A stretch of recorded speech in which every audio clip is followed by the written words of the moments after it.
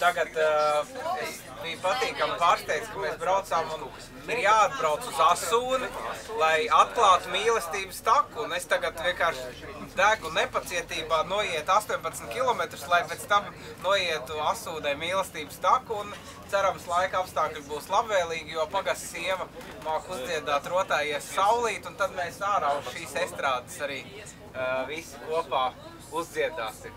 Te mēs esam visi šoferīši. Tā kā jūs redziet, pulks ir diezgan kupls, te visi šoferīši ir sasēdušies. Un tagad mēs braucam atpakaļ uz Svariņiem, lai ar pagasta sievu uzdziedātu kopā Rotājies saulīt. Un mums būs labs ceļavējs. Mēs virsāji nākam. Jānis Dimants no Panorāmas. Virsāji, labdien. Varbūt mēs kaut kā varam iepazīties tuvāk.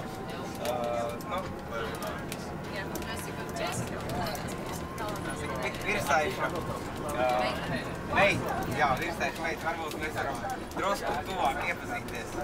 Mani sauc Džesinīna, es esmu virsaiša meita, mani māsa Džeta, mēs pārstāvam Kromakolu. Tā kā mēs esam Kromakolu no Brūnasta, mēs popularizējam latgalisko dzīvesveidu 9. līdz 12. gadsimts. Gan ar saviem tēmiem, gan ar tradīcijām, gan ar to, ka mēs ceļam koka pilnu un arī ar cīnismu.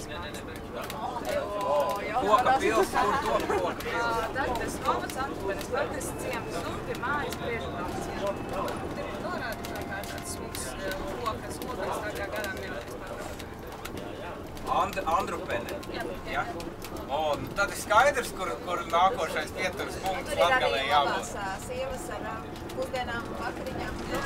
Es kaut kur esmu dzirdējis leģendas par Andrupenes maizi. Un kaut kas tur ļoti garšīgs esot. Tā bija tā fantastiskā bija no Andrupenes.